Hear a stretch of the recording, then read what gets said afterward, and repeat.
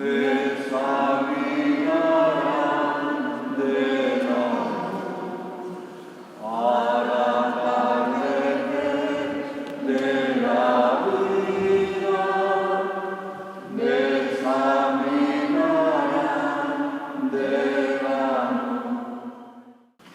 Reverendo señor vicario parroquial de esta parroquia del Buen Pastor, querido antiguo alumno don Juan Jesús, también un saludo al párroco, querido don José, que está administrando el sacramento de la reconciliación. Un saludo especial para los que sois coordinadores, dirigentes, no sé cuál es exactamente el título exacto que les corresponde, de colaboradores, coordinadores de esta iniciativa pues tan interesante de 40 días por la vida. Queridos hermanos y hermanas, antes de ayer, con el Domingo de Ramos, iniciábamos la celebración de lo que constituye sin duda la semana más importante de todo el año litúrgico, porque en ella se contiene la celebración actualizada en el aquí y ahora de nuestra historia del misterio pascual de Jesús, es decir, de su muerte y de su resurrección. Como dice el Concilio Vaticano II en la Constitución Sacrosanctum Concilium sobre la liturgia, la Eucaristía dominical no es ni más ni menos que el eco, el actualizar la Eucaristía de la noche de Pascua. De la noche de Pascua es la Pascua semanal, la Pascua semanal. Y la vigilia del Sábado Santo es esa madre, como decía San Agustín, la madre de todas las vigilias, porque es la Eucaristía por excelencia del año, en la que recordamos y actualizamos que Cristo ha resucitado. Por lo tanto, en esta semana, estos días previos nos dispone a celebrar el misterio de la muerte y resurrección de Jesús, y el misterio del Jueves Santo, misterio de Eucaristía, misterio del sacerdocio, misterio del amor fraterno, misterio del servicio. Esta mañana en nuestra catedral hemos tenido también una celebración eucarística muy significativa, hermosa e importante, la misa crismal, en la cual un grupo numerosísimo de sacerdotes de nuestra diócesis pues han concelebrado con el señor arzobispo, con un servidor, y también nos acompañaban 4 obispos más, entre ellos el señor nuncio apostólico. Y allí los sacerdotes han renovado sus promesas, las promesas de servicio al pueblo de Dios, las promesas de ser pastores en medio de la Iglesia. Y decía yo esta mañana, y quiero recordarlo también hoy aquí, que nuestra diócesis es una diócesis eucarística, sacerdotal y mariana. Es eucarística porque la devoción a la Eucaristía no solamente está presente de forma especial en nuestra ciudad de Toledo, sino que se extiende a lo largo y ancho de nuestra geografía diocesana. Y esa Eucaristía, tan vinculada a esa Eucaristía, está el sacerdocio. El sacerdocio de ustedes, el sacerdocio bautismal de los fieles, el sacerdocio ministerial nuestro. Y les recordaba un servidor esta mañana al pueblo de Dios que estaba ahí en la catedral celebrando con nosotros una cosa que también les recuerdo a ustedes esta tarde. No sé si somos conscientes todos, el pueblo de Dios, los sacerdotes, los obispos, no sé si somos conscientes de la gracia tan especial que tenemos en nuestra diócesis de Toledo, con el número tan alto, tan elevado de sacerdotes que hay, y jóvenes, y el número de seminaristas importante que tenemos, que es garantía de futuro para el servicio del pueblo de Dios. Claro, a ustedes les puede parecer normal pues que aquí en esta parroquia pues haya 2 sacerdotes atendiéndoles, ¿no? Un joven vicario parroquial y el párroco también sigue siendo joven, aunque con más experiencia de vida. Lo verán ustedes normal, porque siempre lo han visto así en esta parroquia. Pero servidor de ustedes, que por mi trabajo en la conferencia episcopal tengo así una perspectiva general sobre las diócesis de España, esto lamentablemente en muchas diócesis de España no es lo normal, y no hay que irse a territorios de misión. En otros lugares, en el mejor de los casos, en esta parroquia habría un sacerdote. Si no, habría uno que tuviera que atender 2 parroquias. Se me ocurre, estando tan cerca, Santa Teresa y esta. Entonces, tenemos que ser todos conscientes, queridos hermanos y hermanas, de esta gracia especial que tenemos en la diócesis de Toledo. ¿Y cómo corresponder con esta gracia?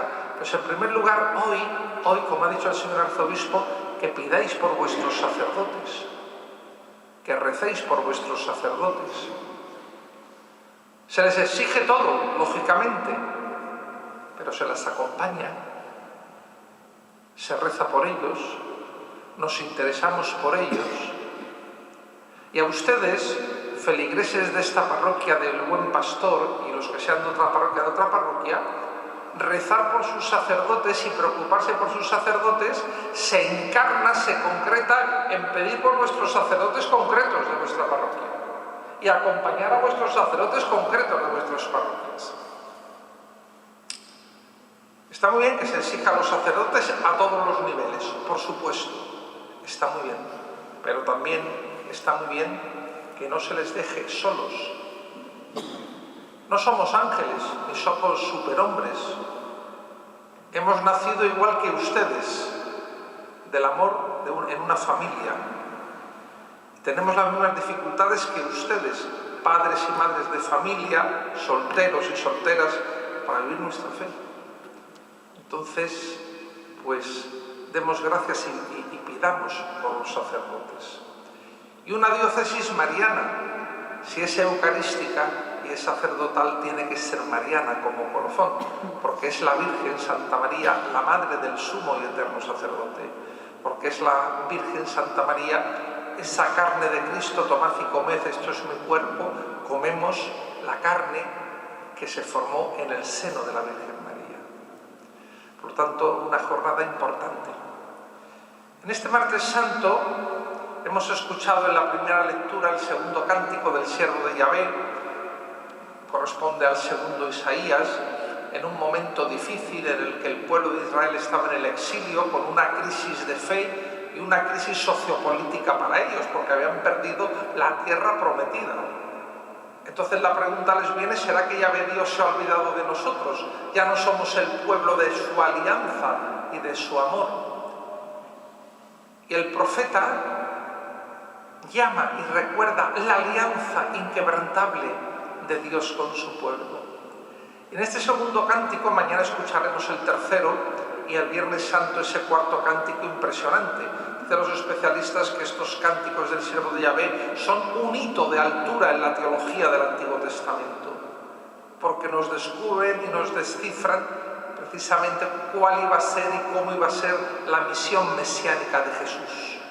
No esa misión en poderío político-militar, sino una misión en la humildad del siervo de Yahvé. Y la Iglesia siempre vio, los santos padres de la Iglesia vio en esa figura poco misteriosa, en el Antiguo Testamento el siervo de Yahvé, un anuncio, una prefiguración, un símbolo de Jesucristo y en concreto en su pasión. En este segundo cántico del siervo, si han estado ustedes atentos a la lectura, hay un dato que es importante con la iniciativa que han tenido ustedes estos días, estos 40 días, porque le dice Yahvé Dios al siervo que cuando estaba en el seno materno le eligió, le encargó una misión, cuando estaba en el seno materno. Y eso ocurre exactamente igual también, acuérdense ese episodio precioso de la visitación de María a Isabel, donde estando Juan Bautista en el seno de su madre, recibe esa gracia de Dios en la visita de María y de Jesús, ya en el seno materno de su madre y Juan en el seno del suyo, y recibe esa gracia de Dios. Por lo tanto, 40 días por la vida, por lo tanto hay vida humana y hay historia de salvación de Dios ya desde el seno materno. Hay historia de salvación de Dios con cada uno de nosotros desde el seno materno.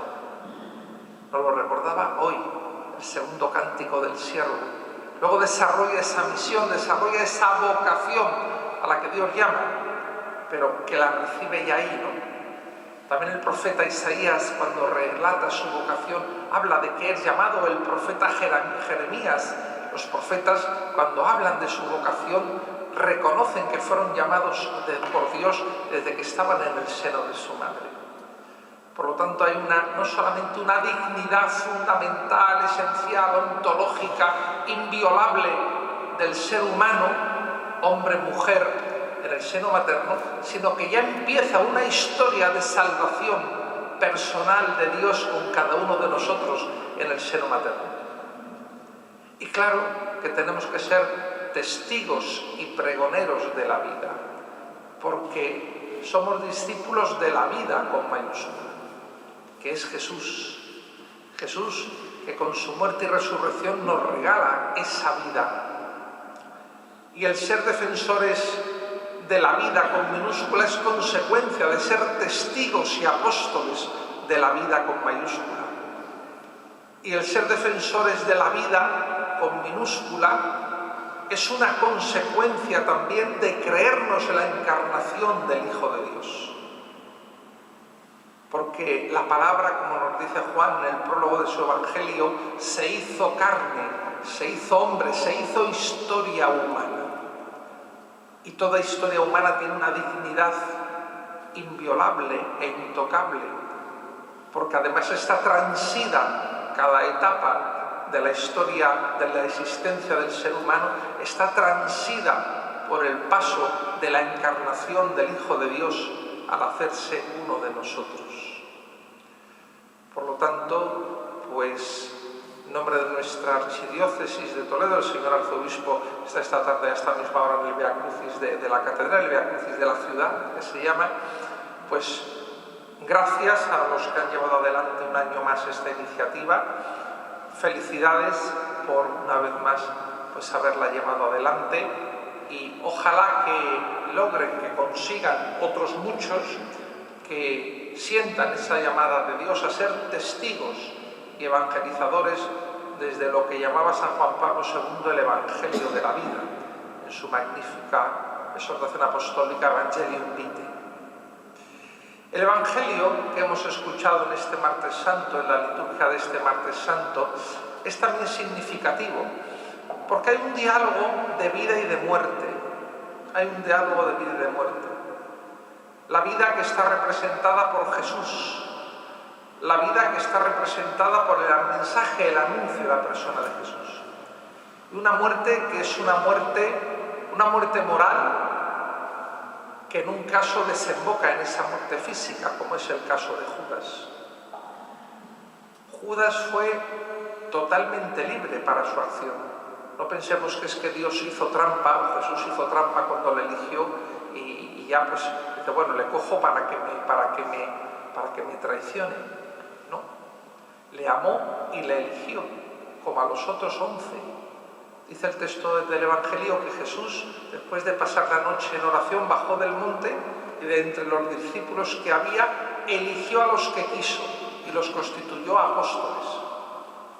No dice el texto que fueran los mejores, ni que fueran los más buenos, ni que fueran los más observantes, ni que fueran los que más seguían a Jesús o más le querían. No. A los que quiso. Oiga, ¿y eso? Pues mire, no sé, pregúnteselo a Jesús cuando le vean cara a cara. ¿Por qué eligió a esos? ¿No? Pregúntele a Jesús, los que están aquí con la vocación matrimonial, pues por qué Dios les puso a su lado a ese hombre concreto, a esa mujer concreta. Pregúntele a Jesús por qué eligió a don Jesús para ser sacerdote o un servidor, para ser obispo. Pues yo, si quieren, si le digo la verdad, no lo sé. Hay que preguntárselo a él. Un diálogo. Y Judas, desde esa libertad, queda encerrado en una oscuridad de muerte. No se abre a la vida de Jesús.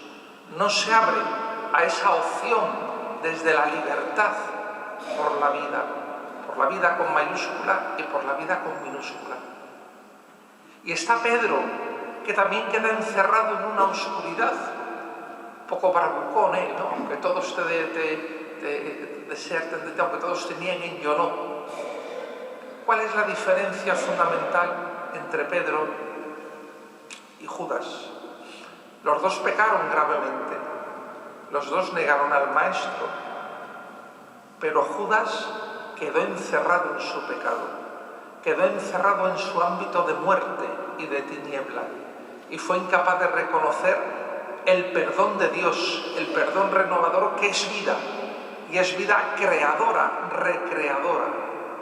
Y Pedro, sin embargo, dice el texto del Evangelio, que después de negar 3 veces a Jesús, lloró su pecado, y por eso se encontró con la misericordia de Dios, con el perdón de Dios, de Jesús, y ulteriormente reconfirmado en su misión: apacienta mis ovejas, apacienta a mis corderos, apacienta a mis corderos. Por lo tanto, queridos hermanos y hermanas, que en esta Semana Santa y siempre, nosotros siempre pidámosle al Señor que seamos capaces de abrirnos a la vida de Dios. Porque si nos abrimos a la vida de Dios y somos capaces de aceptarla en nuestra existencia, entonces sí seremos testigos de la otra vida, de la vida humana, y anunciaremos la vida sobrenatural y defenderemos y nos comprometeremos por la vida humana. No dejemos que la oscuridad, la tiniebla, la muerte y el pecado nos encarcelen, nos dejen prisioneros en el fondo de nuestra soberbia y de nuestro egoísmo, sino que nos abramos generosamente, con la misma generosidad que tiene un padre, una madre, de dar vida con la colaboración fundamental de Dios, pues que también nosotros seamos capaces de dar vida sobrenatural con nuestro testimonio de fe. La Virgen Santa María, que fue toda su vida una transparencia, un sí total y absoluto, sin reservas, sin restricciones, sin ninguna sombra de oscuridad ni de muerte, sea la que nos acompañe en este camino y nos enseñe a escuchar a su Hijo.